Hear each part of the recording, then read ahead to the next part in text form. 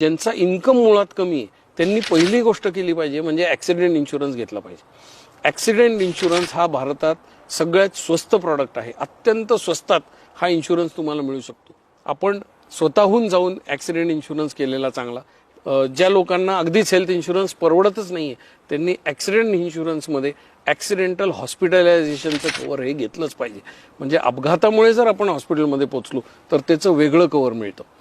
ॲक्सिडेंटमध्ये death cover होते म्हणजे जर अपघातामुळे मृत्यू झाला तर आपल्या फॅमिलीला मोठी रक्कम मिळते. प्रत्येक अपघातामध्ये काही ना काहीतरी डिसेबिलिटी येते. मुकामार लागतो, आपल्याला 15 दिवस, 1 महिना, 2 महिना त्याचा त्रास होतो किंवा फ्रॅक्चर येतो, ह्याला टेम्पररी डिसेबिलिटी म्हणतात, त्याचं कव्हर मिळतं. परमनंट डिसेबिलिटी, एखादा शरीराचा भाग कापावा लागला ॲक्सिडेंटमुळे, त्याचं कव्हर मिळतं. त्याला अपंगत्व आलं तर त्याचं पण कव्हर आहे.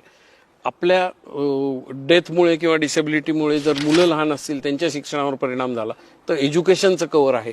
एखादा व्यक्ती कोमामध्ये गेला तर कोमाचं कव्हर आहे. आणि सगळ्यात महत्त्वाचं म्हणजे आपला अपघात झाला आणि आपण आपलं काम नाही करू शकतो, लॉस ऑफ इन्कम तुम्ही जो तुमचा इन्कम आहे त्याच्या प्रमाणात क्लेम करू शकता. एवढे वेगवेगळे कव्हर आहेत आणि हे अत्यंत स्वस्तात मिळतं.